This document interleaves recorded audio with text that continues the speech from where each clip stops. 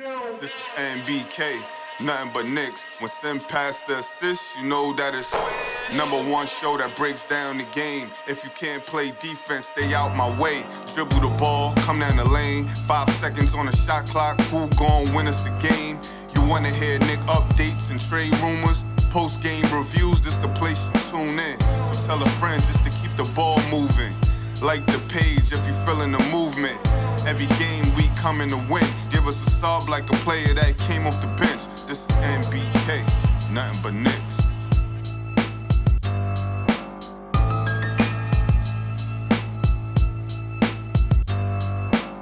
Knicks family, what's poppin'? It's your boy. Good afternoon, ladies and gentlemen. Well, it's just now good afternoon. And I think you already know, but according to Woj, the New York Knicks and Mitchell Robertson have come to an agreement. They agreed on a 4-year, $60 million deal. Breaks down to about $15 million a year. I think that's fair for Mitchell Robertson, ladies and gentlemen. I was thinking maybe a little bit less, but I didn't want to go over $15 million a year. Now, this contract is probably not going to break down to just being, 15, 15, 15, and 15. It'll be in some kind of ascending order or whatever. But they got him. He's the starting center for the New York Knicks, Mitchell Robertson. And I want to know what you think about that. Do you feel good? Are you happy that the New York Knicks re-signed Mitchell Robinson? For the most part, the Knicks have, they've kept things in-house, right? They've kept things in-house. They signed Jalen Brunson, kind of an in-house move, although he was playing for the Dallas Mavericks. All of the connections for Jalen Brunson. And Isaiah Hartenstein, he's also a CAA client. So for the most part, ladies and gentlemen, the New York Knicks have kept their signings in-house, and it's been like that ever since Leon Rose has been a member of the New York Knicks. I don't know how you feel about it. It doesn't matter to me. As long as the team is good, that's all I care about. Just make the team good. Again, Mitchell Robinson and the New York Knicks agree on a 4-year, $60 million deal. Okay, I see who's marking the chat say that the Knicks overpaid. I don't know if they overpaid.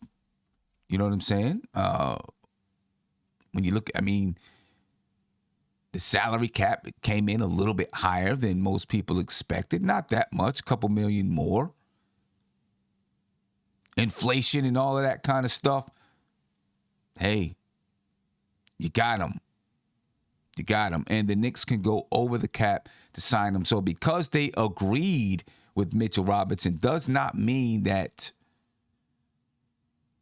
they've already signed the contract. The ink is not yet on the paper. It's an agreement, just like with Jalen Brunson and Isaiah Hartenstein. It is an agreement. There's a moratorium period and all of that stuff. So the Knicks can still go over the cap to sign Mitchell Robinson. They've got to make sure that they complete the deals with Jalen Brunson and Isaiah Hartenstein, and then they can go over the cap to sign Mitchell Robinson. The question now, there's a lot of questions. What's the depth chart look like? We're going to take a look at the depth chart in a little bit. I think Mitchell Robinson is the starter. I don't think that's a question. Pretty sure he's going to be the starter, right? And Hartenstein is going to come off the bench. But let's start with this question. Are the Knicks done? I think that's the next question for the New York Knicks. Are they done? Some people would say, yeah, they signed Mitch. They went over the cap to sign Mitch. They're done. But remember, all of these potential signings are agreements in principle. So the Knicks could complete a sign-and trade for Jalen Brunson. And if they did so, that would free up more cap space for them to use. They could also complete a sign-and trade for Isaiah Hartenstein. I don't know if the Clippers would even consider it or care about it, but it's possible. So right now, these are the agreements, how they acquire the players, still up in the air. And especially with things going on with Kevin Durant, Kyrie Irving, and all of that, that's going to make a seismic shift in the NBA. There could be a lot of players moving around. And I think the Dallas Mavericks are interested in maybe trying to acquire either Kevin Durant or Kyrie Irving, which means they could be moving some players around. They could be trying to find ways to free up space. So you never know exactly what could happen and how the Knicks could fit into those scenarios. I don't think the Knicks they're definitely not getting Kyrie Irving. I don't think they're getting Kevin Durant. Although I would make my move if I were the Knicks, but that's neither here nor there. I don't think they're getting Kevin Durant. He's probably going to be on his way to Phoenix or Miami, somewhere around there. And that's what it looks like. But somehow, some way, the Knicks could get involved, especially if there's a player being moved to Dallas. And even if they don't get involved in that, the Dallas Mavericks still may want to participate in a sign and trade with the New York Knicks for Jalen Brunson. And that would open up more cap space for the Knicks to use during this free agency. So I'm not going to say that they're done yet. Maybe they're done, but I'm not going to say that they're done yet. And if they are done, then the Knicks kind of have a roster in place at least until the trade deadline. All of the glut is not clear. There's still some glut on this team, which is one of the reasons why I think there could be more moves coming down the pike. I don't know what or how, but I would like to see a 2-for-1 move somewhere to help clean up that glut at the wing position by taking Alec Burks away. It helped a little bit. You still got Evan Fournier, Derrick Rose, Quentin Grimes, and Cam Reddish. You got to figure out how that's going to work. So again, ladies and gentlemen, if you're just joining me, and I'm pretty sure you already know, but the New York Knicks re-signed Mitchell Robinson to a 4-year, $60 million deal. Breaks down to about $15 million a year. All right, it's not bad. It's not bad, in my opinion. The New York Knicks have also signed Isaiah Hartenstein. You know that from yesterday. And he's a 7-foot center, 250 pounds. He's 24 years old. He averaged 8.3 points per game, 4.9 rebounds, and 2.4 assists. Shot 62.6% from the field. He shot 46.7% from three and 68.9% from the free throw line. All right, the deal is worth is 2 years, $16 million. The deal is for Isaiah Hartenstein. Stein. Keep saying Steen. It's Stein. All right, so when you look at, you look at this here, of course, now the Knicks have, a nice depth chart when it comes to that center position, ladies and gentlemen. All right, you got Mitchell Robinson. You got Isaiah Hartenstein backing up Mitchell Robinson. And then you got Jericho Sims. And, of course, the question is going to be, what happens to Jericho Sims? Because a lot of people were looking forward to Jericho Sims, obviously, backing up Mitchell Robinson or possibly even being in that starting position if the Knicks did not re-sign Mitchell Robinson. But the Knicks have re-signed Mitchell Robinson for 4 years, $60 million. I got Steph joining me. And I want to know, Steph, how you doing? And, what do you think about... I haven't had a chance to talk to you since the Knicks have been making moves, but what do you think about the Mitchell Robinson move so far? Well, I was on the Brunson train really early, so I'm happy that got done. You heard the reports, but being a Knicks fan is always, a thought that at the last minute, something can go wrong. So I'm glad that got done. I like, what's his name? Hartenstein, yeah. Yeah, because if we're going to re-sign Mitch, and it seems like, we are, you need a stretch big backing him up, somebody that could, hit a shot, can also protect the rim as well. We haven't had a center like that, and I don't even remember the last time. Um, so I'm happy. I'm happy so far. I think we still have, if the Knicks still want to, go after someone via trade, we still have assets to do that. But if not, I'm okay going into the season like this. My expectations are not super high though, but I would be okay going into the season like this. Like this, yeah. And like this, I'm going to bring up the depth chart. You probably won't be able to see it, but I'll bring up the depth chart real quick. Right now, you would have Jalen Brunson starting at the point guard spot. Evan Fournier and R.J. Barrett switching off at the wing position. That's the 2 and the 3 spots. Julius Randle at the 4 spot, and then Mitchell Robinson as the starting 5. On the bench, you have Emmanuel Quickley and Derrick Rose probably switching off between point guard and shooting guard. And then you got this whole Grimes and Reddish glut at that wing position. Then you got Obi Toppin at the power forward and Isaiah Hartenstein at the center position.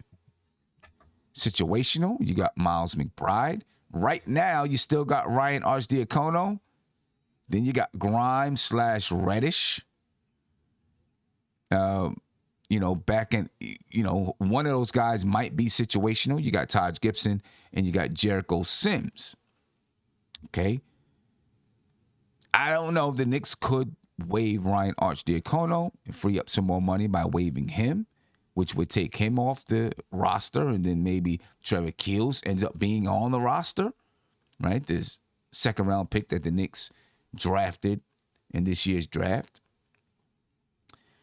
Looking at, I don't know, what do you think about the whole Grimes-Reddish situation?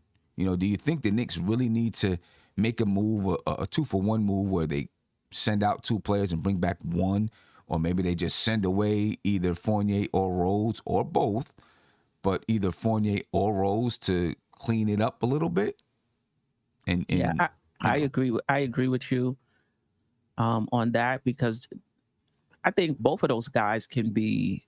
You can argue they can start, and for sure, both of them should be in the rotation, right? So, what do you do to clear space to make that happen? Reddish name has been in trade talks. I'm not sure if that's over or if they're still trying to move him. Remember, he's due to be paid next summer. Right. And so the Knicks, if they do keep him, I would think they would want to give him time so that they can see if he's someone that they would want to invest in. But even if they want to trade him, you still want to have time, so that the other team knows who's they're getting, and that can increase his trade value. So that's a tough one for the Knicks. But I think they're pretty smart, Sim. They're gonna figure something out before the season starts. I think so. Or they just let them go in and see, let them battle it out for the position, and whoever's the best player, gets the playing time. I agree. We were all a little bit nervous and scared at the draft with everything that they did, and it became kind of Jalen Brunson or bust. Right. But obviously, they knew that if they cleared up a certain amount of space, he was on the way. Right. And it worked out for the best. What do you think about it? I haven't had a chance to talk to you about it. What do you think about his contract? I mean, he's the 14th highest point guard, paid point guard in the league next season. I think that's fair. I think that's market value. It's $26 million. So I think he's right in between, if I remember correctly. Lowry's making more and Terry Rozier's making less at 24. I think that's market value for a starting point guard in this league. Right. Yeah, no doubt about it. It is, and you're right. He is 14th, and then they said his contract could be decelerating. So he'd get like 28.1 in the first year, and then 26 the next year, and 25 or 24 the third year, and then like 23.9 the fourth year. Even if he gets that 28.1, I think he's still behind Chris Paul and still in that 14th, slot as far as the highest paid point guards in the league. So yeah, I definitely think it's fair for him. And we'll see if it, hopefully, with the contract being a decelerating contract, hopefully in those years 3 and 4, he's, like really outplaying that contract. You know what I mean? Right. And if he is, then that's even better for the Knicks. For sure. And obviously he'll be asking out of his contract because I believe the 4th year is a player option. So he'll be, opting out of that contract so that he can make more money. You know what I mean? If the Knicks were going to make another move, are you okay? Are you set? Do you feel like you're comfortably set at the center spot now? Yes. Yes, I do. And the Knicks are thinking as well as they should be, and bringing in a stretch center. Now I haven't got a chance to really study him. Can he hit the 3-pointer, or is it just mostly mid range? No, he can hit it. I was looking at some video last night, and he can definitely knock down the 3. You know what I mean? Mitch better watch out. Yeah, because he can block shots as well. Yeah, as a matter of fact, I think he averaged 18 minutes per game last year, and he averaged 1.1 blocks per game in those 18 minutes. So that's a pretty good ratio, when it comes to blocking shots. And he's fairly athletic. He's not jumping over the rim, but he's fairly athletic. You know what I mean? And he seems to have a good basketball IQ. He can pass the basketball. I think he's going to be a really, really good addition. Also, what this also does with the Knicks, I'm going to bring this depth chart back. On the bench, you see he's backing up Mitch, Isaiah Hartenstein. But when you look at the bench unit, quickly, Derrick Rose, Grimes / Reddish, Obi Toppin, Isaiah Hartenstein. I can see situations where if you want to go small, right, you can have Reddish play the power forward spot. Right. And Hartenstein can still play the center spot because he can shoot the ball. I even seen him go off the dribble. Okay. I can picture a scenario where you have Mitchell Robertson playing the center spot and Hartenstein playing power forward if you really want to go big. Right. Because he can play the power forward spot as well. Right. He can shoot it so he can spread the floor for Mitchell Robinson. He's done a decent job in video that I've watched defending on the perimeter. And he can also block shots. So this definitely gives the Knicks some flexibility in their roster, in the way that they can move people around. Go ahead, Steph. No doubt about it. I'm hearing a lot of static. Is that me? I don't hear any static. You don't hear anything? No. Okay. The other thing is that if Mitch gets injured and have to miss time for any reason, I'm all right with Hartenstein in that starting lineup for whatever period of time it is. And then also, don't be surprised if he closes some games if the Knicks need spacing. Right. So I think that was a really good move, and the point you made is good, is great actually. There's a lot of flexibility up and down this roster. Right. A lot of flexibility up and down the roster. I'm hoping that Tom Thibodeau, will be a little bit experimental, especially in preseason, to kind of see what these guys can do playing together. I also think one of the reasons, well, obviously we know because he can shoot the ball, the Knicks needed to bring in a guy like Hartenstein. But when you talk about Jalen Brunson, for the past couple of years, he's been playing with Kristaps Porzingis, right? So he's been playing with a guy that can set a screen and then pop to the 3-point line and been able to utilize it. This pickup helps Jalen Brunson in his game as well, helps him to stay comfortable in some things that he already does. Right. Because if he was playing with only Mitchell Robinson, the only thing you can really do is hope that Mitchell Robinson is going to get free when he's rolling to the basket. Right. But now you got a guy that, I was watching some video on Jalen Brunson and Kristaps Porzingis with those guys together. And he would find Kristaps Porzingis flashing to the foul line, pull up, bam. Set a screen and he'd pop to the top of the key, kick it out to him, bam. These are some things that Hartenstein can do. He's not a unicorn like Kristaps Porzingis because he's not as athletic, but I think he plays with a little bit more power. I'm not worried about small guards posting him up, you know what I mean, or defending him in the post, right? He has decent footwork, and again, he can pop to the top of the key and knock down that three. So this is going to help Jalen Brunson as well transition into the Knicks offense, as well as add, just more flexibility into that offensive scheme. If it's not working with Mitchell Robinson in that starting lineup for this game or that game, you can put him in there. He can spread the floor. I think now it gives you the ability to see more screen and roll with Julius Randle because Mitchell Robinson is not in that dunker spot all the time. Right. You know what I'm saying?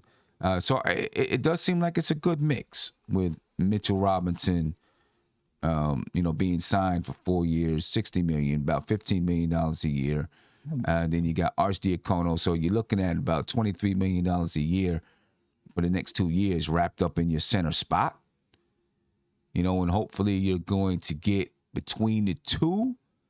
Hopefully you're going to get, right now it looks like they would average between the two 18 points, 13, 14 rebounds, somewhere around there, and 3 blocks a game, 3 to 4 blocks a game. So hopefully that's what you're getting between these two guys from the starting position and off the bench. Yeah. And shout out to Bodega Wi-Fi who brought up a good point. Hartenstein is a good playmaker, decent playmaker as well. Yeah. So the ball will move pretty good when he's in the game also. Right.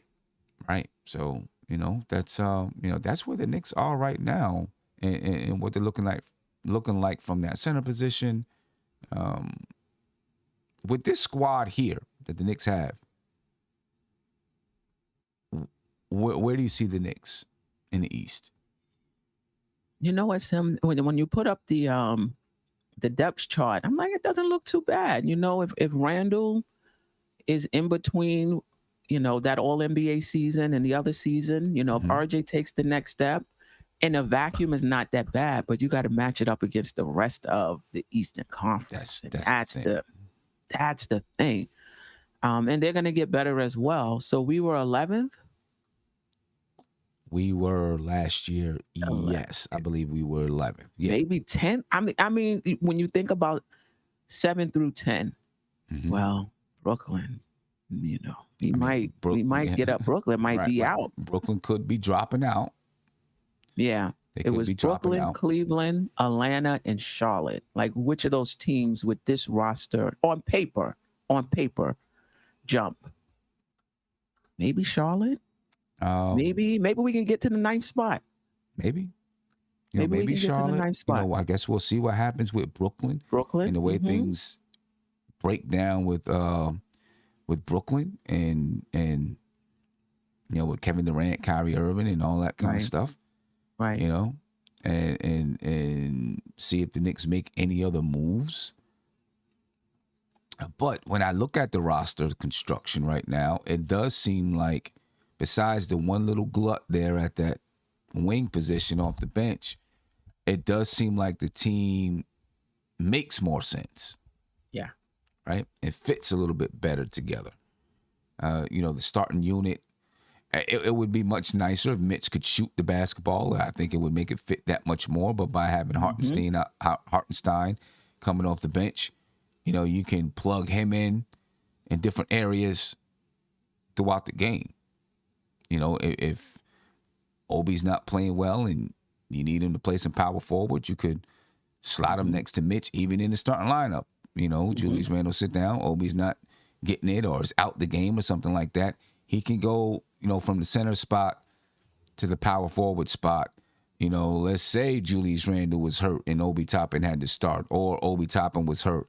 You can play Jericho Sims at the center spot and Hartenstein at the power forward spot. So there's a lot of flexibility and switchability now from your center spots, your power forward spots, your wing positions. Not so much the point guard position, though, is at least defensively with Jalen Brunson. He's kind of pigeonholed into defending point guards only, Right. right? Because he's 6'1". Are you concerned about that at all?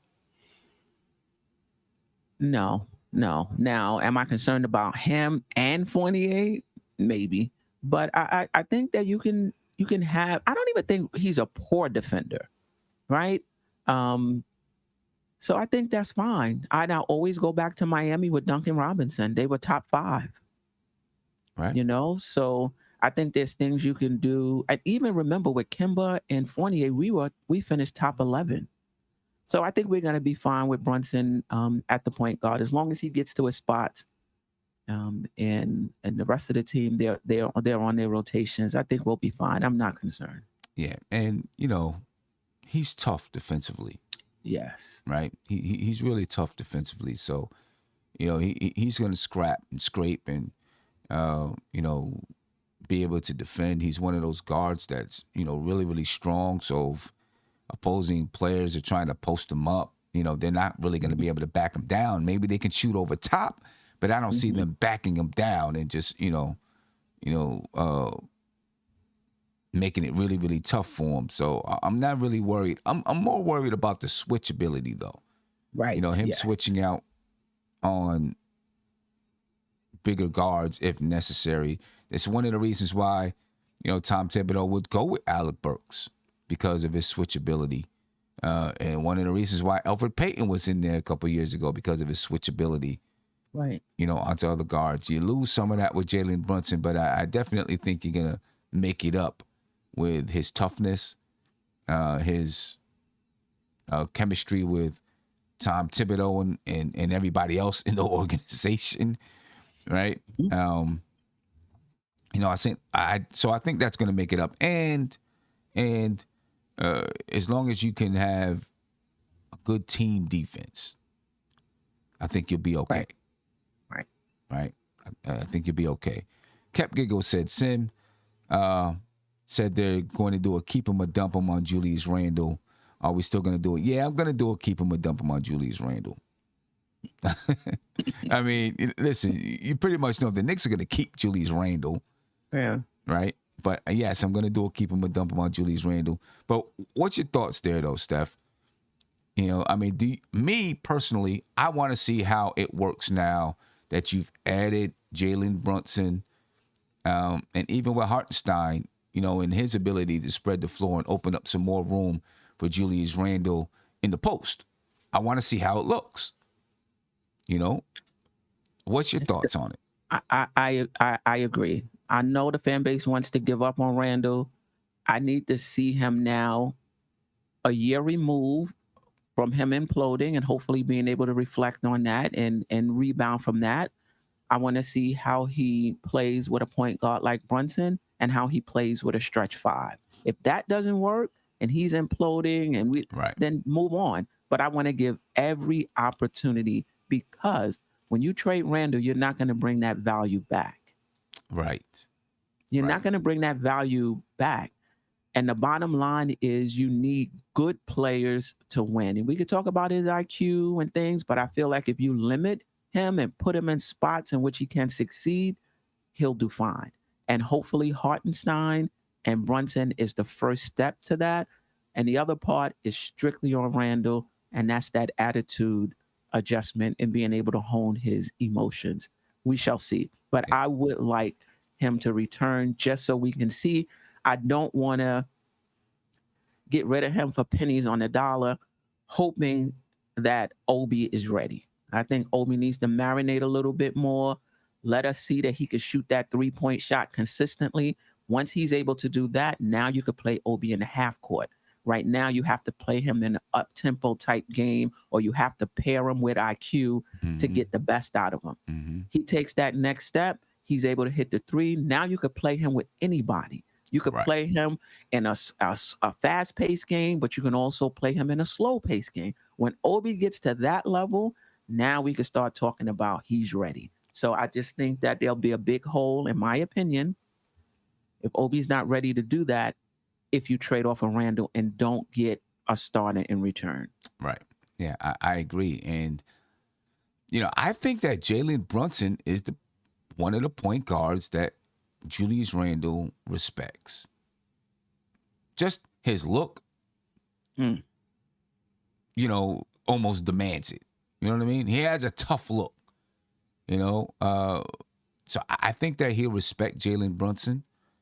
And he'll step to the side and let Jalen Brunson be the primary ball handler.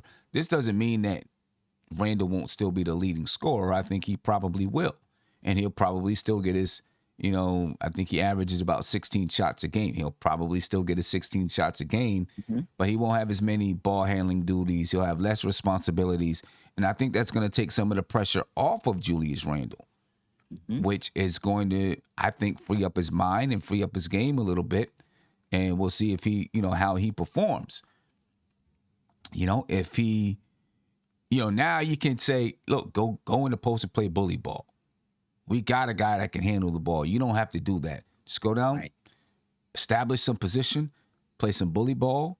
Every once in a while, he's gonna get it. He's gonna have some times when he handles the basketball. It's no doubt about it, right? You have a few possessions where you handle the basketball, but let's get back to what we do and get Brunson the ball and let him run the show. You know what I mean? So I think it could be it could be good for Julius Randle. How do you think it, does it help R.J. Barrett? Because R.J. Barrett, towards the end of the season, was handling the ball a little bit, right? How do you think this is going to impact R.J.?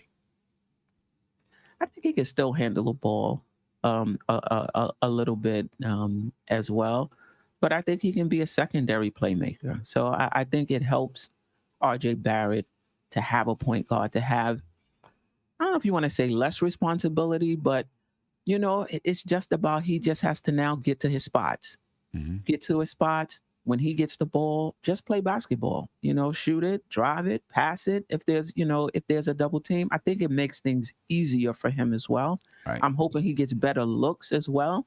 And listen, Randall looked for RJ, but them bullet passes, sometimes they weren't in the pocket, so having somebody like Brunson is going to help RJ and all of our young guys development.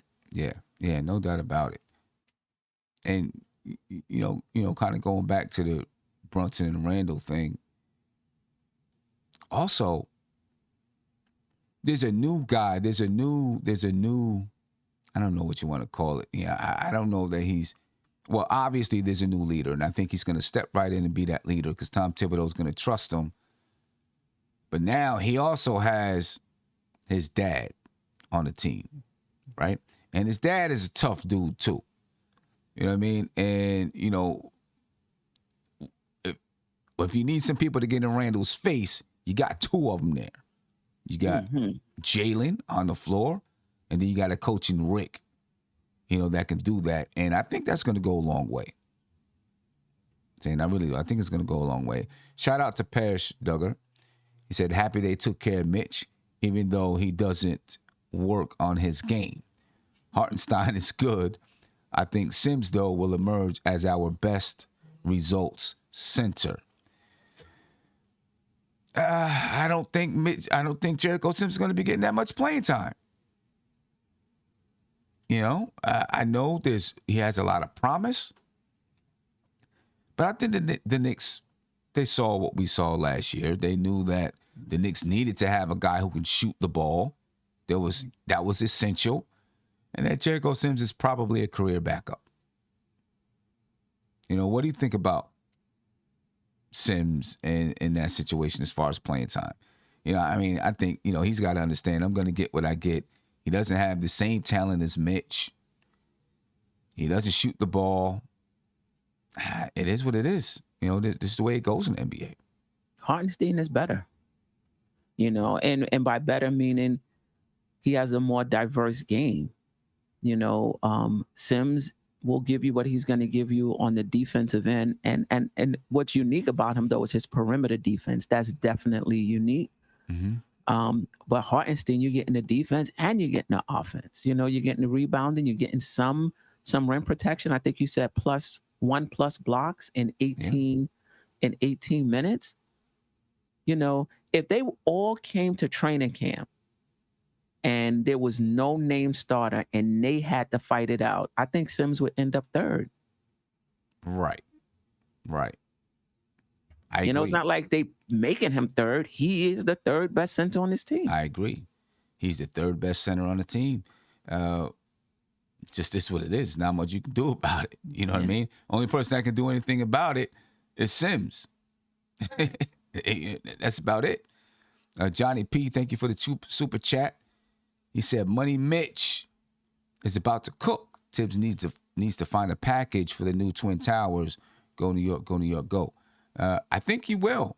You know what I mean? Because it's possible. You can play Mitch at the center spot and you can play Hartenstein at the power forward spot. So I definitely think that you'll find those guys playing together for, some minutes at some time. Brian Williford, thank you for the super chat. He said, what's up, fam? How do y'all feel if we end the offseason by re-signing Barrett and trading Fournier and Reddish for Anunoby? I mean, OG Anunoby is good. He could play defense. I don't know that the Toronto Raptors would do that. Right? I guess I wouldn't be mad at it because OG Anunoby is a good basketball player. He can play, he can defend several different positions out there on the floor. He can shoot the ball. He's a good basketball player. If good rebounder as well. Yeah, good rebounder. If the Toronto Raptors would go for that, I guess I would do it. If the Raptors would go for that, and that cleans up a lot of your glut. It does cleans up a lot of your glut right there. Is he similar to RJ Barrett though? Kind of similar, but he's kind of similar to RJ. He's a better shooter, though, I think. But he's a better shooter. He doesn't have the thing about Evan Fournier. The reason why I do like him out there. And I understand, sometimes you got to have a casualty is because he has a quick trigger, right? He's more of the guy that can run off screens and catch and shoot and do those kind of things. I don't think OG Anunoby is that kind of a guy. Right. And I think you need that kind of guy for the flexibility of your offense. I wouldn't be opposed to moving him. If it came down to that, I wouldn't be opposed to it. But I understand why, you have Evan Fournier out there. I've seen some lineups on Twitter, and to me, it's people in their biases. But they got Emmanuel Quickly in the starting lineup with Jalen Brunson, and then R.J. Barrett, and then Julius Randle and Mitchell Robinson, and I'm like, probably not, right? Or they got Cam Reddish in the starting lineup over Evan Fournier. And I'm like, probably not. Cam Reddish hasn't proved that he's as good as Evan Fournier, in my opinion. Regardless of people say, he has more talent, this and that, you got to prove it. You got to put it out there on the floor. I still have Evan Fournier as the starter in that position as long as he's on this team. I think he's going to be the starter, Josh, what's going on, man? We're talking about not just Mitch, but other things going on with the Knicks. But how do you feel about the Knicks re-signing Mitchell Robinson? A little bit of a mixed emotions. I wanted the Knicks to really go out and prioritize getting someone that can score outside of the paint to be our starting center. Well, to be our starting center. Okay. I'm excited about the Hartenstein move. I think that was a good way of showing that up, my concerns up. So I'm not upset with the Mitchell Robinson signing. I think he's going to be our center for the next 4 years or 3 to 4 years. I don't know if any one of those years are going to be options. So I think it was a good signing. A little bit of an overpay, but you're going over the salary cap to sign him anyway. And regardless, just like I always say, the Knicks are still going to be one of the lowest payrolls in the league. So I think they did it was a pretty good signing. Yeah, pretty good signing. So talk to me about it. You said you wanted to have that guy as your starting center, right? Who did you have in mind then? Ayton. I was looking for Ayton. I think Ayton would have been a really, really good center to add to this starting lineup because of his ability to score outside the paint. I think he's a better screener than Mitchell Robinson. I think the potential, he's way more potential offensively than Mitchell Robinson brings to the table, for sure. But obviously that's not going to happen. So Yeah. Okay. You're looking for Ayton. I mean, I wasn't, I didn't have any kind of my heart set on DeAndre Ayton or anything like that. I think we had heard a couple of days ago anyway that the Knicks were going to sign Mitchell Robinson to a 4-year, $60 million deal. I actually like the dynamic that they have because I feel like it gives them, and I'm not saying having DeAndre Ayton wouldn't have gave them the same flexibility, but I think they have good flexibility with the ability to play Hartenstein and Mitch at the same time. Not sure if you could have done that with Ayton. Well, you wouldn't have had Mitch if you had Ayton, so you would have been able to do it with Hartenstein and Ayton. But I like the ability to play Mitch and Hartenstein at the same time in different lineups and have, if you play those two guys, you got a lot of length out there on the floor. 172, 7 foot, both are good shot blockers. One of them can shoot the ball from, the 3-point line, and he can also pass Hartenstein. So I think it's a really good addition, and it's going to, help this team spread their offense out a little bit. Now it's going to be up to Tibbs to make sure that he's using everybody to their potential. Absolutely. So that was the next thing I was going to say. It's really up to Tibbs. And like I said, I just really want to see this offense thrive. It's been a long time since we had a really good offense where we score a lot of points. We put a lot of points up on the board. We're really, really efficient. And the Knicks need to score the basketball, period. Defensively, I think we're fine. I know a lot of people were concerned about having Brunson, him being a 6'1" guard and everything like that. But look at the Dallas Mavericks last season. Dallas Mavericks were second in the NBA in opponents' points per game. Mm-hmm. They were 11th in the NBA in defensive opponents' field goal percentage, 4th in the NBA in opponents' 3-point percentage, 9th in the NBA in defensive rating. They weren't a bad team, and we're talking about a bad defensive team, and we're talking about a Luka and a Jalen Brunson backcourt with no shot rim protection. You know what I mean? So I think there's ways you can be able to hide it, like you said, Tim. Team defense, I think the Knicks defense will be fine at the end of the day. Offense, we need to put the ball in the hole. And that's really what I'm looking forward to seeing the Knicks do next season. Yeah, and I think they're going to do a much better job putting the ball in the hole next season because they have more offensive weapons out there on the floor. Shout out to Hector Gaston. He said the Knicks, the 2022-2023 Knicks are younger and hungrier. That's true. They're younger, and hopefully they're hungrier. You would think that they're going to be hungrier. You know what I mean? But by adding Jalen Brunson, he's 25 years old. Hartenstein is 24 years old. You know what I mean? So they're pretty young. As a matter of fact, the only guys over 30 right now are Derrick Rose and Taj Gibson, correct? Because Evan Fournier is 29. I'm not sure when he turns 30.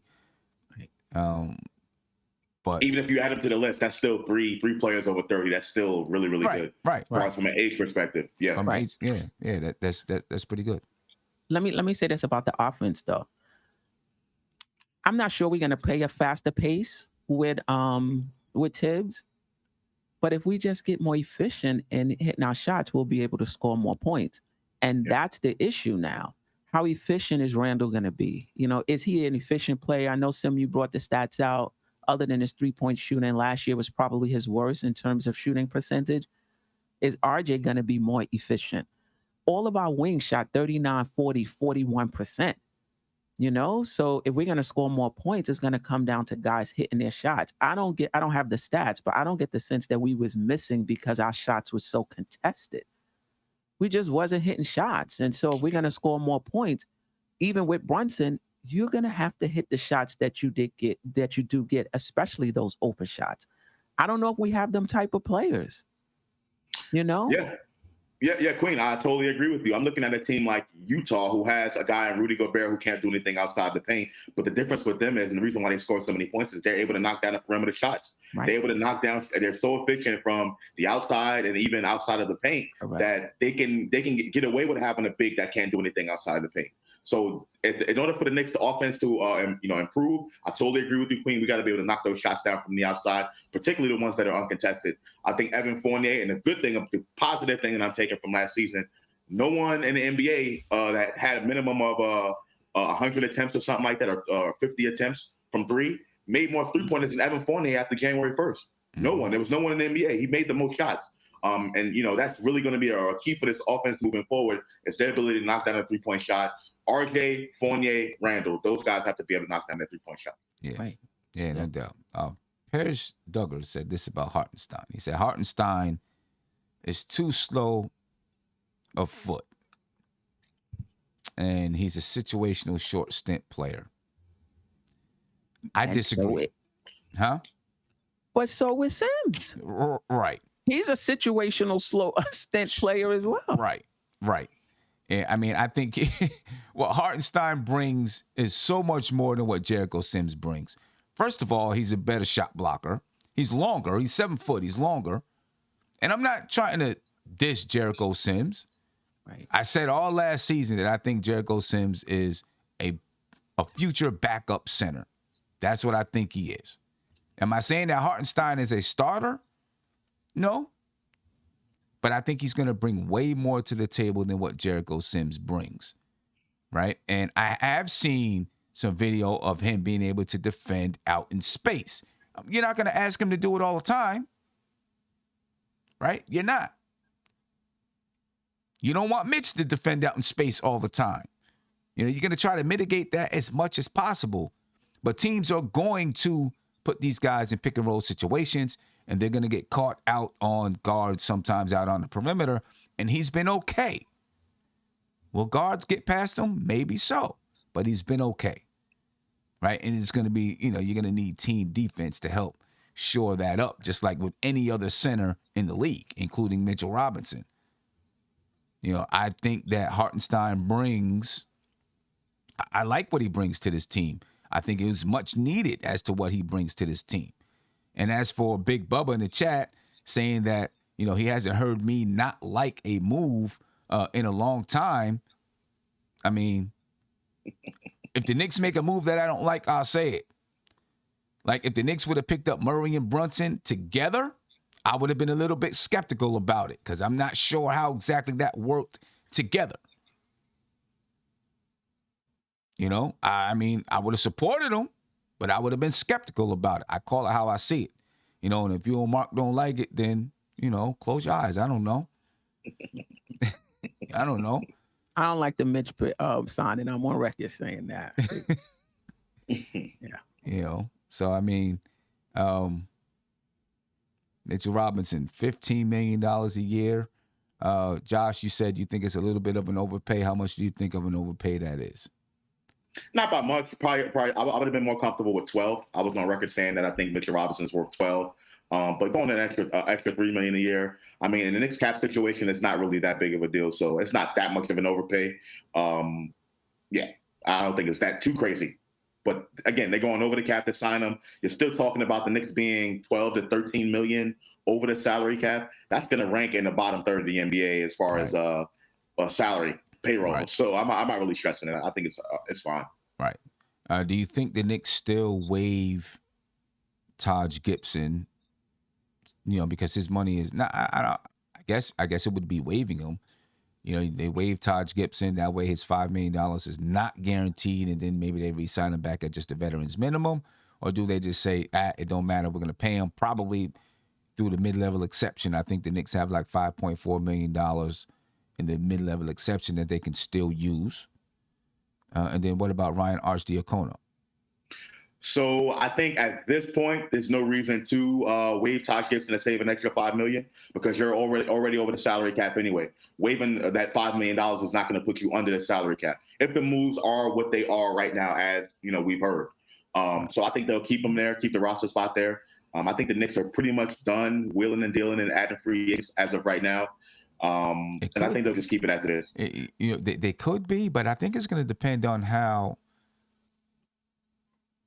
all of these deals work out. For example, if Jalen Brunson ends up being a signing trade with Dallas, right, then the Knicks could still be in the market. Because right now, as I said earlier, these are all, they've agreed in principle. But no ink has hit the paper yet. There's a moratorium period. So ink hasn't hit the paper. So during this time, they can still be negotiating. So they could be speaking with Dallas like, hey, let's work out this sign and trade. Because the Knicks have all the leverage because they can sign Jalen Brunson into their cap space. So if Dallas wants to get something back, then they would negotiate with the Knicks and be able to say, hey, let's do some kind of sign and trade here so that we get something back. If that's what they want to do. They may not care. They may not want to. But if that did happen, now you're talking about maybe a player or two going back to Dallas, which could free up more cap space for the Knicks, right? Which would allow them to, stay under the cap if they wanted to. Maybe, possibly. I'm just saying, speaking of hypotheticals, but staying under the cap if they wanted to, even with signing Mitch, right? Stay under the cap. Or, try to use that cap space to bring in another impact player because they got rid of a player or two to Dallas, and then say, hey, now let's bring in another impact player, someone who, let's say it was Evan Fournier who went to Dallas.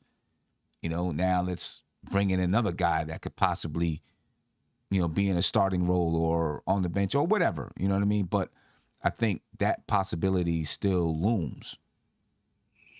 Yeah, Sam, you're absolutely correct. If it is sign and trade, then the Knicks, absolutely still have they can, do some more work. But all the big people are off the board. Levine just signed his deal. With Chicago, $215 million. Bill signed for $250. So I mean, perhaps the Knicks are, doing a sign and trade to free up some more cap space. But at this point, I just kind of see the Knicks being content with what they have going into next season with the roster that they have, and just keep, building it the way, a nice slow build. I don't expect the Knicks to do anything substantial next year. Maybe sneak into the play-in or something like that. I don't think that this Knicks team going into next season is going to be doing anything special, in my opinion. They could perhaps get back to the 4th seed, but that's a long shot. I wouldn't have them getting back to the 4th seed, but I think they can definitely be a play. I don't want to say they're definitely going to be. I think they can be a play-in team. You know what I mean? There's going to be a shift in the Eastern Conference, especially with what's going on with Brooklyn and all of that. There's going to be some kind of a shift. So I think they could get into that play-in. They could be 7, 8, 9, 10, somewhere around there, and then possibly get into the playoffs through the play-in. I think they can. I mean, some things would have to break right, but about the sign and trade, I think it's a little more complicated because Brunson was a base salary compensation player, so I think that complicates the sign and trade. But at this point, as Josh said, most of the heavy hitters are off the board. So I would prefer they use their cap space for Brunson and save their assets for a trade, whether that's now or down the line. Right. And save their exceptions too. Right. No, I hear you. I hear you. And I know people look and they say that, well, you didn't add like this super talent to the team, but sometimes I think fit can go a long way. Yeah. In what you have, and when you look at teams like Brooklyn that could drop out, who knows what's going to happen with Charlotte? I don't want to speculate on everything that's going on with Miles Bridges. Who knows what's going to go on there? There could be some changes going on in the East, but I think the Knicks are going to have a winning record next year. They were close to having a winning record this year with everything that went on. I think the Knicks will have a winning record, right? They'll be above 500. That's going to be a step in the right direction, and then we'll see how they can build upon that. Obviously we got to see them play, before we can think anything. We got to see, how the pieces look and work together. But I think they're much more of a complete team than they were last season. And when I say complete, I don't mean as far as, talent level. I mean complete as far as the roster construction. It's a better roster construction. So I think the pieces should fit a little bit better together, a little bit more snug than they did in previous years. RD Knicks says, I don't think the Knicks are done. I think everyone is waiting to see what happens with KD and Kyrie first. That's probably on point. People are waiting to see what goes down with them and what type of pieces fall loose. The thing is, the Knicks don't have a lot of, roster space. If they're going to add someone, then they've got to they've got to remove someone too. You know what I mean? Sam, I already said it on Twitter. Randall and Fournier, 4 first-round picks for KD. I would do it. I would do it. You, in my opinion, and people, there were people on Twitter that were like, no. And when I said it last night, people were like, no, you're bugging. But everybody is on the table for Kevin Durant. In my opinion, I would move anybody for Kevin Durant. The only thing I would say to that is, what other moves are you going to make? I mean, I'm not sure how long KD's window is. Mm-hmm. I'm all for bringing him in, but you got to have a plan that you about to. It can't be a slow roll. We're gonna bring KD in now, and then next season we're gonna do that, and then next. No, you bring in KD in, and you going in that direction right away. Who you pairing with him? I agree. KD and Princeton. I don't know if that's enough. No, RJ, if he takes the next step, fine. Do we know that? Now, if you bring in KD, now you might want to move off of RJ and get that star because your window has totally changed. Yeah, it has, but I think I would take that chance. I would take that chance and I would feel like, a guy like KD gets the ball rolling, I feel. No doubt about it. And getting, some other people here to get around them. I mean, KD, at 34 years old, I still think for the next 4 years is the best scorer in the NBA, I think. And yet he's under contract for 4 years too. Yeah. That's how long his contract is. Yeah. Where do you? I mean, it's unlikely that he comes to the Knicks. I don't think Brooklyn would even consider trading him to the Knicks. Right? That would. How bad would that look? You know what I mean? That he gets traded to the Knicks, and then if the Knicks do win with him, that looks bad. I don't know if they would want that. What do you think? You were getting ready to say something, Steph. Somebody brought this point up. I forgot who I was listening to. They sent 3 unprotected picks to Houston, and I think some pick swaps. They want to be win now. They're not trying to tear this down because if they do, they have no way to improve their team. They have none of their draft picks for I don't know how long. So they're going to want to get back win now players. Right. But I don't necessarily think so, Queen. I think they probably want to replenish the picks that they lost. And this is why I think, Sam, I do agree with you. It'll look bad for the Knicks. Then they send them to the Knicks. But the Knicks are one of the few teams that has all of those assets and then some as far as the draft capital that they can replenish. Yeah. I mean, because if you lose KD, Kyrie, I mean, they're not going anywhere with Kyrie by himself. No, I think, in my opinion, KD's gone. I think Kyrie's going to be gone too. And I know they just, I don't think that whole thing is complete with the extension. But even if it was, they could still trade him. You know what I mean? Right. And I agree. I think that they would try to. I think that they would be able to because of who these guys are. And even with Ben Simmons, if they wanted to keep or trade Ben Simmons, I think that they'd be able to replenish those picks as well as maybe still compete for playing with, some of the caliber players that they would bring back. They re-signed Patty Mills. Not that he's gonna, change a whole lot, but he's a good role player there. So I think that they would be able to replenish a lot of those picks and then, maybe put together a team that could at least compete for the play-in. You know what I mean? I mean, think about it. The play-in goes all the way down to the 10th seed. They lost Bruce Brown. No, I forgot what team he signed with, but he's not on the Nets anymore. I think it's Philly. Yeah, it's Philly. I think so. Philly. Or Portland. One of them. Yeah. So, that's going to be. It's going to be interesting to watch and see what happens there. The Knicks are a team that can facilitate a lot of, draft picks and, possibly players that can, keep them relevant or keep them competitive. I don't know what Brooklyn's thinking is, and if they feel like, hey, we're going to do KD right or anything like that, but, they could ship that man off to OKC or something like that if OKC wanted them to get back a ton of picks and young players and things like that. But OKC they probably wouldn't do it. They probably wouldn't consider, bringing KD back. Not that they have any bad blood towards him. They probably don't feel like they would be able to build a contender, that quick. You know what I mean? They'll probably look at Phoenix, and Ayton might end up in Brooklyn. You know what I mean? And then whatever can happen with Kyrie, I don't know. We'll see how that's going to work out there. That's You know, I'm kind of glad that it blew up in their face. I'm kind of glad. I'm not even gonna lie, because I wanted it to. You know what I'm saying? I wanted it to.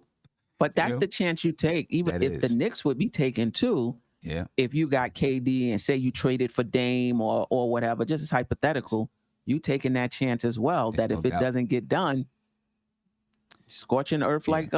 like Brooklyn. The thing with KD, I think that teams, and maybe they realize it now, that if you bring in KD, you gotta have another vocal type leader, I think. Because he's not that kind of guy. You got to have another leader out there, which is why Phoenix seems like it would be a good spot for him because of Chris Paul. Right.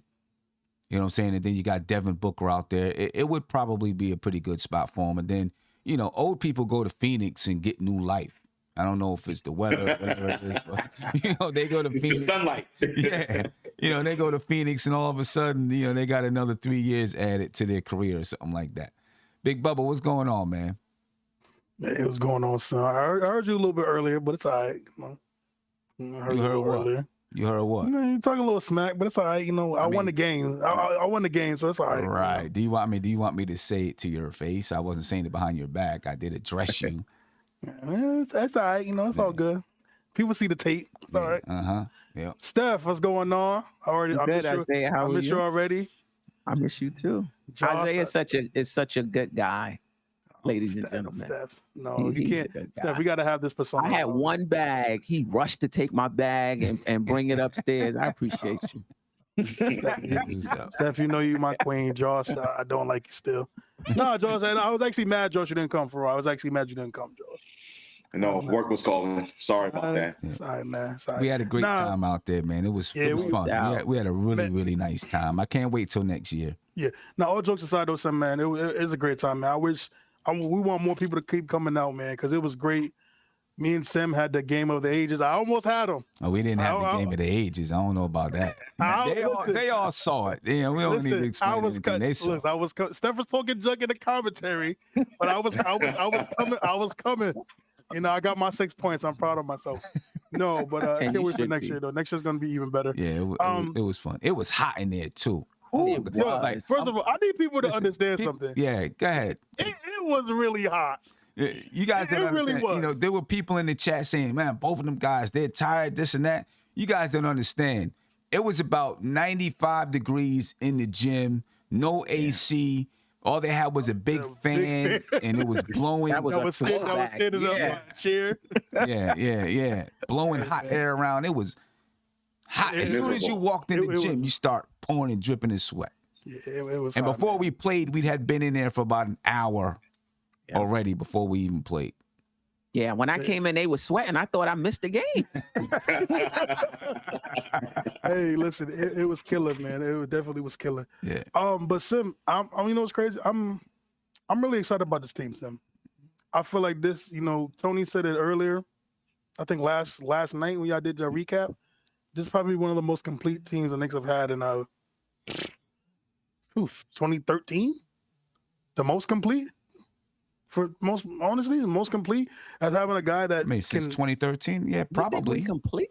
I mean, well, I say complete step because look, right in the 2012, 13 season, you had your point guard, you had your clear shooting guard, you had Carmelo Anthony, you didn't have Amari, you know, but you had a more complete team. All right, okay. You know, but this team we have we have one of the better on paper. I'm gonna say all this stuff is on paper. I think we complete is more like roster construction, the way it's roster constructed. Because obviously you need more teams to compete for. You need more players to compete for a championship. You need some stars out there. But I think we need better shooters, though. Steph, but you said something earlier that I wanted to say, right? Mm-hmm. Last year we didn't hit shots. We just didn't. We do have a lot of 40, 39% shooters.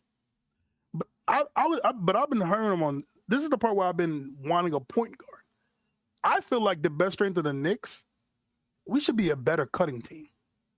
We have a lot of players on this team that can cut, to me, very well. RJ Barrett is our best cutter. He should be moving out the ball, and we have a point guard to me that when he moves, he could get him in the right spots. And I think that was one of the big things with having Alec Burks. Where there were just a lot of times where he just missed plays because he just isn't a point guard. That's not his fault. He's just not a point guard. And we also have Obi Toppin, to me, who's a great cutter, who should hypothetically be a good finisher around the rim. I don't even think Randall, if he's going to stay here, most likely, he could be a good cutter. I think this team should work on their strength. Yes, we need to get better shooting, but this team, I really believe that we can attack the paint at a high clip, and we should get guys open baskets just by simply cutting and moving them out the ball.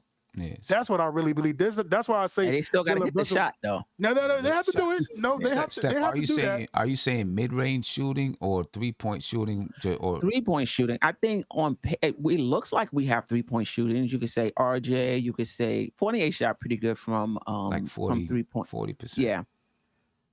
I just don't. I don't know. I'm just thinking about a clear paint and having knockdown shooters. Right. And I don't really see that Right. on this team. Unless Fournier would probably be the closest. Mm-hmm. Hopefully, What did Kim? Grimes was okay before the injury. Maybe the injury took something from him. Grimes is okay. Yeah. You know, Jalen Brunson now is he can shoot. He's at 30. He was 37% last year. Yeah. Hartenstein, I mean, he took limited shots. So I mean, he was like 46%. But he took limited. He took limited. Maybe he need to take some more. And then, maybe he needs to take more. Right. I think he will. To be honest with you, I think he's probably gonna triple. I don't want to say triple. He's probably gonna double. Yeah. His 3 points. I wouldn't mind adding to this team. You know, kind of backing up what Steph is saying.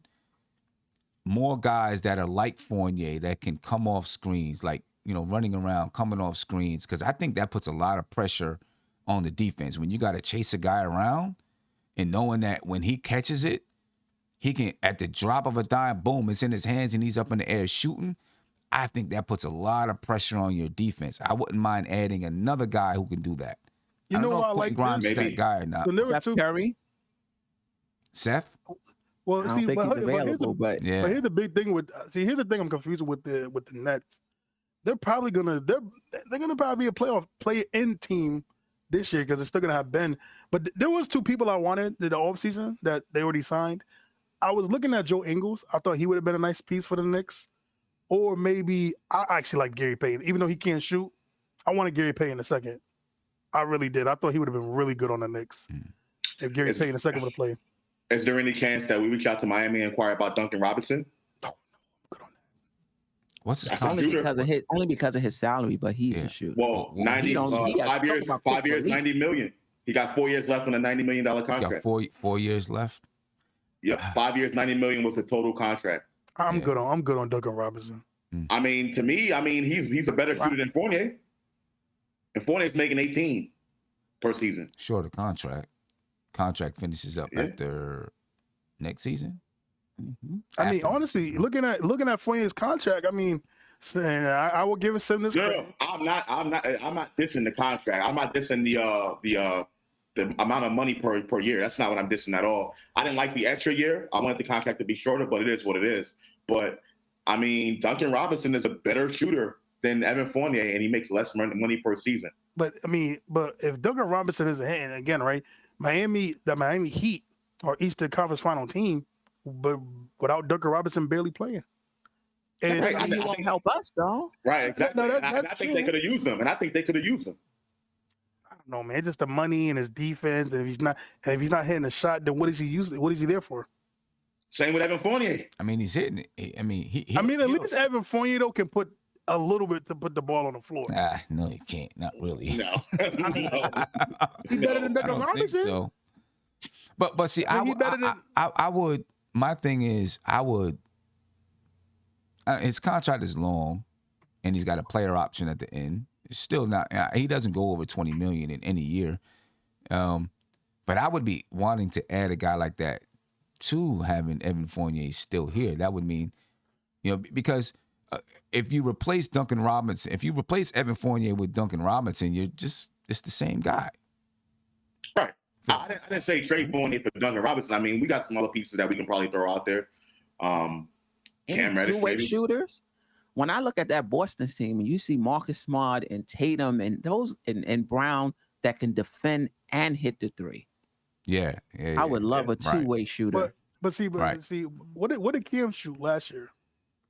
like low 34, I want to say, and before that he was 20 something. So he's not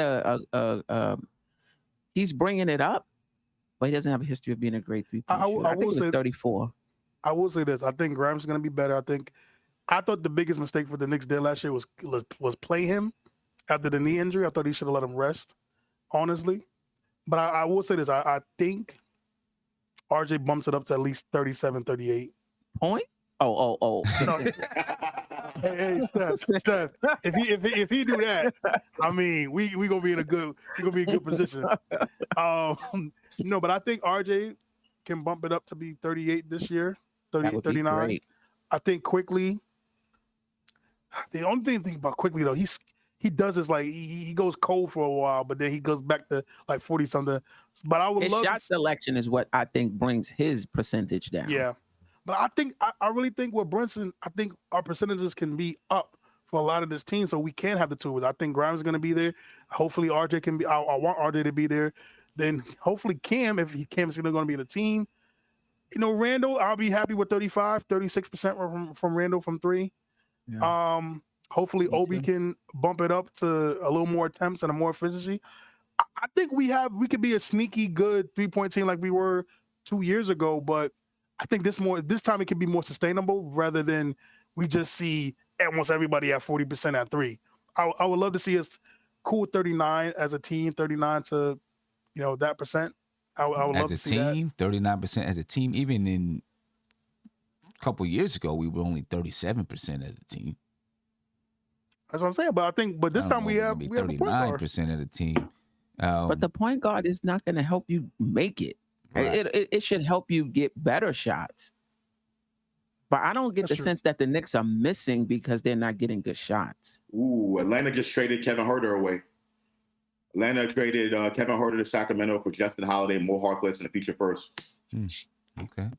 They didn't first back. They didn't want to pay him. Well, they already gave him a contract. So Atlanta is an example of they paid all their guys. Trae Young got a contract. Huerter got a contract. DeAndre Hunter got a contract. And most of the young guys. And Collins got a contract, along with Capella's contract. And it didn't work. They're not going to go anywhere. So now they're moving off of some of those salaries to see if they can try to get better. But they're a heavy luxury tax team by paying all their young guys. Right. And it hasn't worked out for them. Well, but the thing is, though, that's gonna kind of offset it because they're going to have to pay what's his name? Well, and that's probably in 2 years. It's probably DeJounte Murray? Yeah. Yeah, that's in 2 years. I thought he was on a 1 year. No. This year and next year, I believe he's under contract. Yeah, $17 million.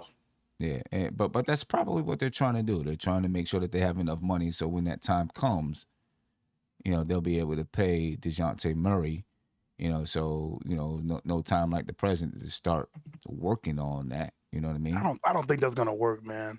Maybe I'm just a hater.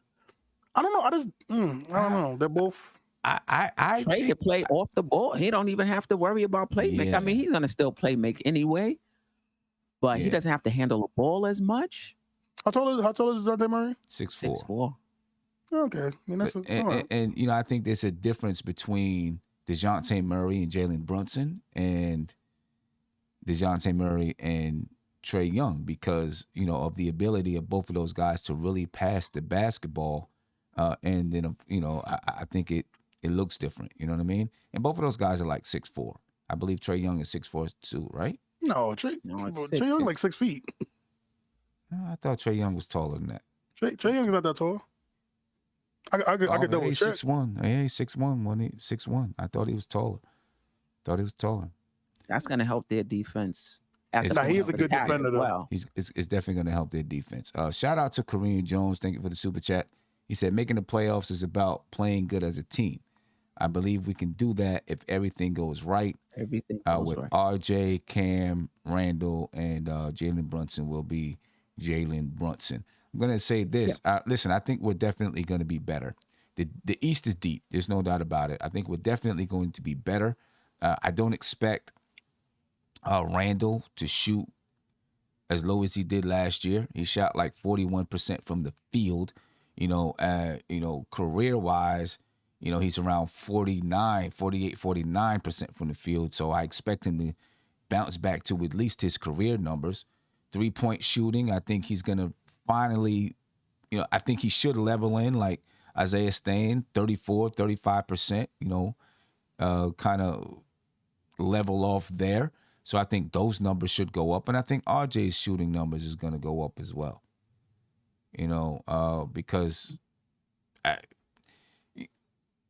unless 41% is truly who Julius Randle is, and I don't think so, then he'll come back up. RJ, I guess we're still trying to find out exactly what he is. I think the Knicks will be better. I think the Knicks will have a winning record. We'll see where that lands you in the East, though.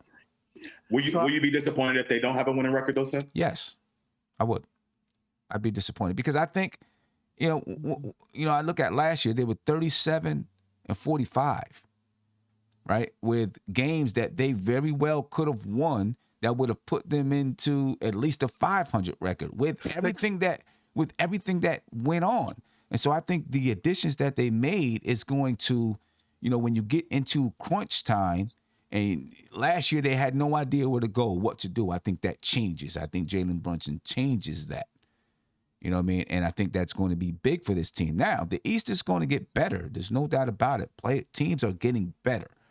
But I think the Knicks also got better with their pickups.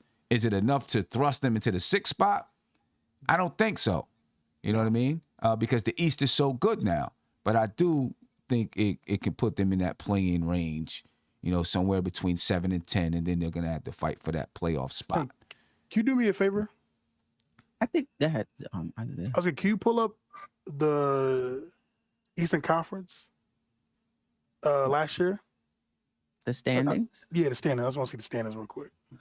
Listen, if anything can happen, right? We all agree that anything can happen. If Randall has another All NBA season, if RJ goes to the next level, if Brunson fits seemingly, anything can happen. We could be a 6 seed.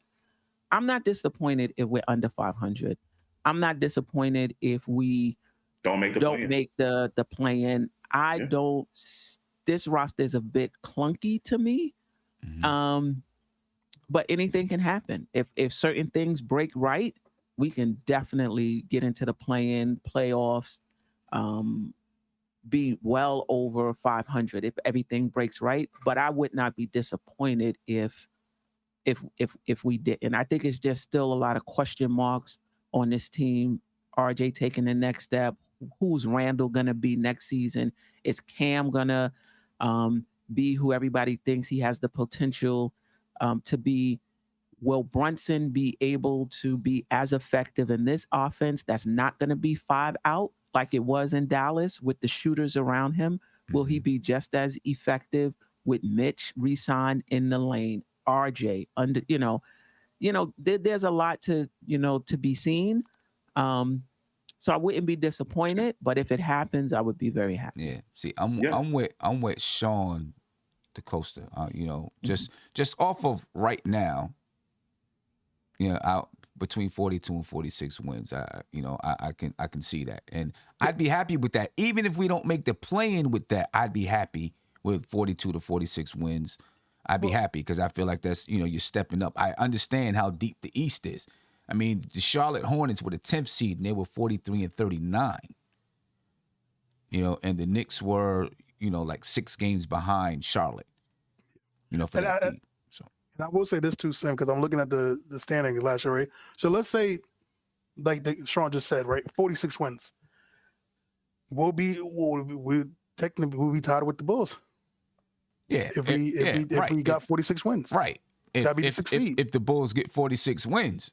You know what I mean? I mean, these teams, the Bulls might get 50-something wins. These teams are going to get better. They're going to have another year under their belt. Maybe Brooklyn falls out. Maybe they don't. But the Bulls are going to have another year under their belt playing together. The Cleveland Cavaliers are going to have another year under their belt playing together. We'll see what happens with Charlotte, with everything going on with, Miles Bridges and all of that. So the East is very, very deep and competitive. It's not going to be easy. Yeah. It's not going to be easy. You know, The Knicks, the Knicks now have a younger roster now. But people were talking about getting rid of some of these veterans to let the kids play. Now you got a roster where a majority of your kids are going to see a lot of time. Yeah. So it's a lot of question marks, like Steph said. So there's going to be a younger team. But that's the Celtics, though. The Celtics are a young team. But they have Tatum and Brown. They have two guys who are great players. With the under 25, though. But they're great players. I say they're great players. No, I It's not understand just that. being young. They have young and proven talent. Yeah. We have young and unproven talent. Yeah. That there's a difference. No, I agree with that. Yeah. But same thing kind of with the Bulls, too. I mean, the Bulls, all respect, they were unproven talent. A lot of them were unproven. Levine Who? last season. Levine? I mean, DeRozan? we didn't. DeRozan. Those guys are Okay, unproven talents? Okay. Vucevic. Let's be Yeah, right? Who are you talking All about? right, okay. The Bulls, okay. You got me with the Bulls. That was a bad example. But I really listen. I really believe. I'm just saying, if we're going young, embrace the we could be the the Memphis not Grizzlies, great season, in my opinion. right, Josh? We could be the Memphis Grizzlies, Josh. We could be the Memphis Grizzlies, yeah. To be fair, hold on though, John. John, a lot of them guys said stop disrespecting Jalen Brunson. They put that on Twitter. Listen. I think the move was a really good move for the Knicks. I just don't have any expectations for this team. And like you and Tony try to do, is try to talk up expectations. And I mean, to me, this team, I don't have any expectations for them. Period. Winning record, they probably end up with the same record they did last season.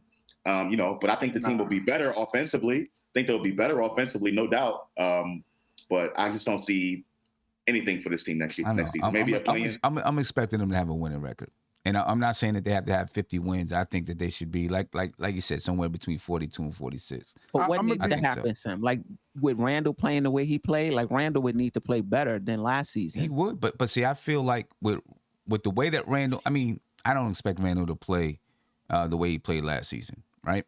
But even with, if Jalen Brunson was on this team last season with the way Randall played, I feel like we probably, have a win, at least a 500 record. The Knicks could have had a 500 record last season, even with the way Randall played. In my opinion, they still could have had a 500 record. And that's what I'm saying. I think that Randall will play better because of the dynamics of the team. I think he'll play better. I don't even want to speculate about Rose or whether or not Rose is going to be healthy or not throughout the season. Can we trade him already? But I think Randall will play better. He'll shoot better this year. There's not going to be as much pressure on him. So that's why I think, they can. I think I would be disappointed if they don't have a 500 or better record. I won't be disappointed if they have a 500 or better record and they don't make the play-in. I won't be disappointed, right? Because I just want to see steps forward, and I know that the East is really, really deep. So to me, if you're adding a player, like what you're hoping Jalen Brunson can be. And if you have the same record, then I'm like, wow, we didn't even take a step forward. You know what I mean? What's it going to take, to even take a step forward? You know what I mean? Hey, so, Steve, I'm not gonna lie. I want to see a step forward. Hey, so I'm not gonna lie, man. If we got the same record, I'm like, yo, I don't know what we could do, man. But no, I'm with you, Sam. I'm gonna call it right now. I'm gonna be happy if we. I'm probably gonna agree with Sean.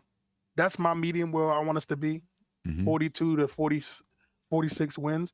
I'll be extremely happy if we can, get 50. I'll be extremely happy. We haven't got that since 2012. Wow. I'll be no. I'm not saying we're gonna do that. I'm not saying we're gonna do that. I'm not saying we're gonna do that because I'm looking at the standings. The Celtics only got 51 last year, and the Heat only got 53, and the Bucks only got 51. So that's probably not gonna happen. But I will say this: I'll be really happy with 45 to 46 wins. I'll be 37 to 42, somewhere in there. 37 to 40. See, I can't accept 37 because that's what we were when we had a very bad season. So last season wasn't that bad as far as wins and losses. We were only 5 games under 500. So wins or losses, we weren't really bad, but overall we were bad. But we went through a really we bad. didn't close a lot of games. Yeah, we went through a really bad stretch in January. That was just a terrible stretch where we a bad stretch. We couldn't get a win, and I don't think we go through that kind of a stretch next year. And don't get me started on that period when we kept blowing 20-point leads. Yeah. That joint was pissing me off every freaking, like that period where we just losing 20 points, like we be up by 20 and just them third quarters was, and that's that's another thing, Sim, too. I am hoping this season, knock on wood, third quarters, we do not come out and play like crap. Well, we'll see. Lord have mercy. We'll see. That's what Jalen Brunson's supposed to be there for, to help us stay away from that. Vasquez de Jesus, hopefully I said your name correctly, said, why can't JR play small forward? I mean, listen, I think him and Evan Fournier kind of switch back and forth between small forward and shooting guard. I don't know if there's a straight up position between the two guys. Frank Corona. I think he meant Julius Randle. Oh, did he say Julius? Oh, yeah. JR, I think that's who he's meaning. Yeah, I'm bugging. I said JR. Yeah, Julius. I'm bugging. Sorry, Julius Randle. It's not about him playing it on the offensive side. It's about him defending opposing small forwards, right? I think it's more about that, him defending those guys. But, I mean, even if you had him there at small forward, are you starting him at small forward and really basing your lineup on that? No, he's a natural power forward. 6'8", but he's a natural power forward. So, I think you play him, especially right now, given the roster that you have, is the perfect time to play him at his natural position, I think. And then Frank Corona, he said, did you guys see the Windhorse clip today? He said something real fishy is going on in Utah. Yeah, I've been hearing that a lot. There's some things going on in Utah. I'm not sure how happy I'd be about Brunson and Donovan Mitchell, though. At the same, I agree with what you say, Steph. You add the people, you add the talent, and then you work it out. The two together, small, so small and that's what's hard for me. But I agree. You add the talent, and then you figure it out later. Yeah. I saw somewhere that Miami had sent Utah a proposal. Now, I don't know if they just did that on their own, sent a proposal just to see if they would take a look at it, or I haven't heard anything about Donovan Mitchell being available. I haven't heard anything about him being available either. I think they just said, hey, let's send it out there, get first dibs, and, make it go from there. Pat Riley has a way of making things happen. You know what I mean? I don't know how, but somehow, some way, he has a way of making things happen. But if Donovan Mitchell were to come available, listen, once you sign Jalen Brunson and the Knicks, you have the moratorium period, but I'm going to tell you right now, the Knicks aren't going back on that. There's too many ties. You know what I'm saying? Right. They're not going back on that. That's a done deal. It's happening. Would you go ahead and sign or trade for Donovan Mitchell? You wouldn't be able to trade Jalen Brunson until December or something like that anyway. Would you go ahead and trade for Donovan Mitchell if that, if it came available, Steph? I would. I mean, we saw Van Vliet and Lowry play together. We've seen it before, but who else do you have on your team? So you need to have, another superstar, maybe some taller players, a rim protecting center, good rebounders around them. But yeah, I would do it. I wouldn't let Donovan Mitchell slip. You can always later on trade Brunson. Right. Yeah. Right. What about you, Josh? Yes, depends on who we're giving up and who Utah would take. I'm looking at, again, Fournier. I think because Fournier's contract is going to eat up a lot of that money. And Mitchell's making, 35 per season? Yeah, 36 per season? Somewhere around there. So Fournier's money takes up half of that alone, and then you got to find out a way to make the money work because the Knicks are going to be over the salary cap, so there's no way we can absorb any of that contract. So, yeah, I definitely would do it. I might have been, the whole thing with the height, I understand it's a little bit of a concern, but I think on the Tom Thibodeau team, they're going to play defense. The Knicks will be fine. We got Mr. Robertson as a rim protector here, and we play really good team defense. I think the Knicks will work it out. Yeah. All right. What about you, Zay? 2-6-1 backcourt. I mean, isn't Conley 6'1"? Yeah. Yeah. I mean, they did that in Utah. But see, the Conley. I'm not saying. Here's the thing: Jalen Brunson's not a bad defender. He isn't. But the East. How can I say this? Pause. The East is big, and I mean, if we're gonna go far, we're gonna have to face the Bucks. We're gonna have to face the Celtics. The only team I say that we probably will be fine with, even though we won't be fine, is the Miami Heat because they don't have a very big team. They just play the best defense you'll probably ever see. But man, those Right. But see, the thing is, like, you got to start somewhere. So you bring it in, and if you figure we got to get longer, then you figure out how do we do that. Right. You know what I'm saying? But at least you have the player there. Right. You know what I'm saying? And then you figure, okay, we really do need to get longer to compete with this team and that team. Now you figure out how do we get longer to compete with these guys. But if you have the ability to get them, man, you don't pass it up. Isaiah, before you came on, I mentioned the fact that Dallas, with a Luka Doncic and Jalen Brunson backcourt, were one of the best defenses in the NBA last season with no rim protection. With that backcourt, they were still one of the best defensive teams in the NBA. I'm just not really trusting the whole. But they had Reggie Bullock. Right, exactly. That's their difference maker, right?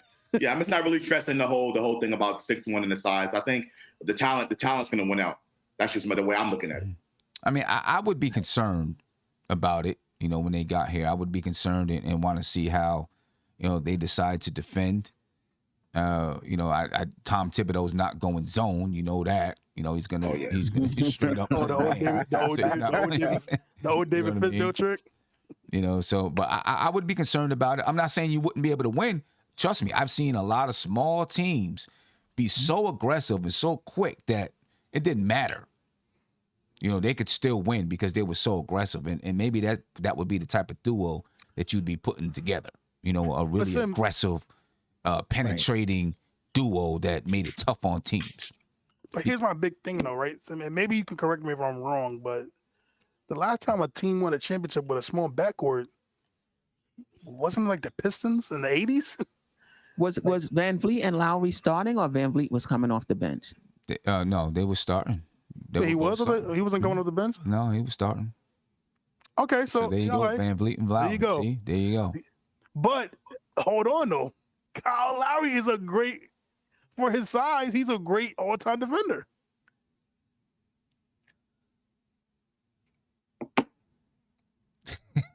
He was all right. I don't know if he's an all-time defender. He was all right. Size? He was all right.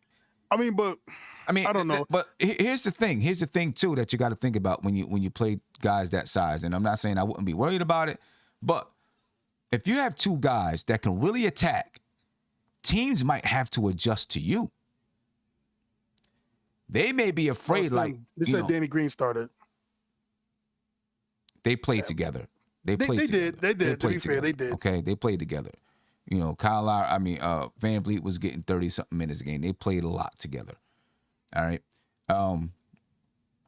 But teams might have to adjust to you and say, you know what, they're small.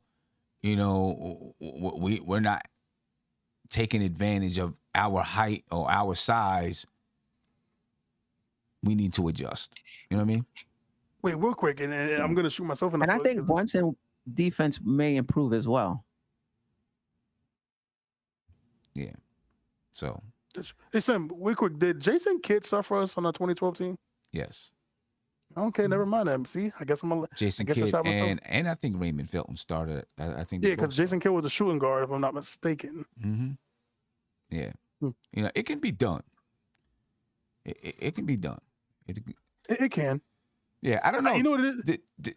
Did I get your thoughts on Mitchell Robinson signing, Isaiah? Oh, yeah, no, I don't think I said something, but I was happy with Mitch. You know what's the $15 million? I was iffy, but I'm like, we did get highway robbery on his first contract. I ain't gonna lie, we did. No doubt about it. I won't even if you don't like Mitch, you gotta admit his contract, NBA standard wise, right? We got highway robbery. No doubt about it. No doubt. We got highway robbery with Mitch. I mean, Sim. I mean, I think the harmonica that you got came out of his contract. It was that bad. Nah, but I'm happy for him, man. $15 million. I think that's fair. No, that's fair for what he produced for those all those years, getting paid $1 million, and that's $15 million for a rim running center, that's the cutoff. So I'm totally fine with that. Okay. All right. And He just needs to me, this is what I really want from Mitchell Robinson. I don't care about the 3-point. I would like a hook shot, but that's probably not going to happen. Set some damn screens. Some real screens. Definitely. Not that half-ass question. screens that he be doing. I'm talking about real screens. That's, to me, the biggest thing that I want Mitchell Robinson to do. I don't care about the shooting. I don't care about the crossover things he does during the summertime. Get some damn work how to do a proper screen. That will help the Knicks out way more than him shooting. Well, I'm still gonna say, I don't know if it's all Mitchell Robinson. You know, It's the ball handler too. Some of those screens, some of them screens he be doing. But listen, I don't know if it is the scheme of Tom Thibodeau when dealing with Mitchell Robinson to have him slip. Ooh. 100% of the time. So this is getting more interesting, son. Yeah, I mean, you're right, Steph. I don't know. It could, 100. I don't know. Brogdon went to the Celtics. Hold on. Oh my God. But I don't know if that's the scheme or not. For them to have him slip or what? I guess we'll see. You know what I mean? Because I don't know. I guess we'll see. Golly, man. Brogdon traded to the Celtics for who? I don't know who they gave up. That would be crazy if they gave up Marcus Smart. I don't think. Yeah, I don't know. Let me. Yeah, I know. If they gave up Marcus, nah, I don't think. Nah, they can't be that crazy to give up Marcus. I don't think that would be smart. That's wrong. Daniel Tice, Aaron Nesmith, and a 2023 first round pick. Okay. All right. That's not bad. Boy. I forgot that kid Nesmith still play for the Celtics. I forgot about that. Everyone in Knick Nation wanted to draft him to be this 3-point shooter. He's been terrible. Yeah, I don't. Yeah, it's been horrible. Yeah. So they loading up in this Eastern Conference. Loading up big time. Yo, they loading up big time. Whew. Cause you could play him and Smart together. Yeah. Ooh, that'd be crazy. Smart and him together. Play him. Yeah. And he'll probably come off the bench. He doesn't need to. He always has injury histories and all of this stuff. So now you're talking about, he can play some limited minutes coming off the bench. I don't want to say limited minutes, but he doesn't have to do so much of the heavy lifting because Marcus Smart is out there. That's a good pickup for him. Yeah, that was. That's a good pickup for him. Rubio back to Cleveland. Did you mention that earlier before I got on? Maybe. No, I didn't. But he's back to Cleveland. Rubio back to Cleveland. Okay. Yeah. We got some more work to do. The one, yeah, right. Yeah, we definitely do. The one thing I say about that, as far as how it impacts the Knicks in the East, is Boston's already at the top, right? So the rich get richer. When you talk about the Knicks and their playoff hopes or playing hopes or whatever it is, when these teams that are right in line with the Knicks, like the Hawks added DeJounte Murray, those teams that are right in line, when they really start making some moves to get better, then you're like, man, this is pushing the Knicks down farther. I don't know if this pushes the Knicks down farther because Boston's already up there, but they just get tougher. Right. It just gets tougher. And that's why I'm saying a lot has to break right for us. Yeah, that's a good move for the Celtics. Guess we'll see. Listen, and this is where, though, I know Josh said he thinks the Knicks are done. I don't know either. I'm not ready to say, and I said it earlier, I'm not ready to say if they're done or not because of the way that things could work out with Jalen Brunson and his contract and signing trades and things like that. Will they add anything major? Most likely not. You know what I'm saying? Because I don't think there's anything major out there on the market. But we'll see how they can always trade, Sam. They can always trade. I think they can always trade. As far as the cap space is concerned, I think they're done from adding free agents. I think trades are definitely out there that they can definitely pursue. Right. They can always trade, you know. As far as cap space, that's all gonna there's not I don't know if there's anyone else left that you would sign anyway, but as far as cap space, I just think that depends on what happens with Jalen Brunson and how that works out. Right. You know what I'm saying? If it's a sign and trade or if it's, you know, they just sign him into their cap space. I think that depends on everything. But we'll see what's going on. And I think as this is, I think I'm done for now. Later on tonight, about 11 o'clock, I'm going to do a wrap up of the day. And, you know, what's going on today. The Knicks do anything else, which I don't believe the Knicks will be doing anything else. But I have a free agency wrap up later on tonight, about 11 o'clock. And I don't know, maybe sometime today I'll see what my schedule looks like. Do that Julius Randle, keep him or dump him. I know people, for whatever reason, they can't wait for it. You know what I'm saying? They can't wait for that Julius Randle, keep him or dump him. But for now, ladies and gentlemen, we're out of here again. You already know. Can I just say something? Oh, yeah, go ahead. I'm going to do a wrap up on Dope Soul at 8 p.m. as well. At 8 p.m. Okay, so you got it. Wrap up at 8 p.m. on Dope Soul, and then about 11 p.m. here. So make sure that you're there for both of them, ladies and gentlemen. And for those who just joining us, we've been talking about a lot of stuff today, but the big thing is that Mitchell Robertson re-signed with the Knicks for 4 years, $60 million. That breaks down to about $15 million a year. All right, so that's your starting center for the New York Knicks, ladies and gentlemen. Josh, any last words before we get out of here? Yeah, I just want Knicks fans to kind of, you know, temper their expectations a little bit. I don't think this Knicks team is going to do anything, you know, this upcoming season with the roster that we currently have and the salary set up the way it is. So Jalen Brunson will help us. Mitchell Robinson, signing him long-term is a plus. Hopefully we get better offensively because I think that's going to take this team to the next level. But I just don't see it happening next season. I think it's going to take some more time unless some other moves are made. All right. Ladies and gentlemen, I'll see you later on tonight. Make sure you join Dope Soul at 8. Join us tonight at 11. We out of here. Peace. This is NBK, nothing but Knicks. When Sim passed the assist, you know that it's #1 show that breaks down the game. If you can't play defense, stay out my way.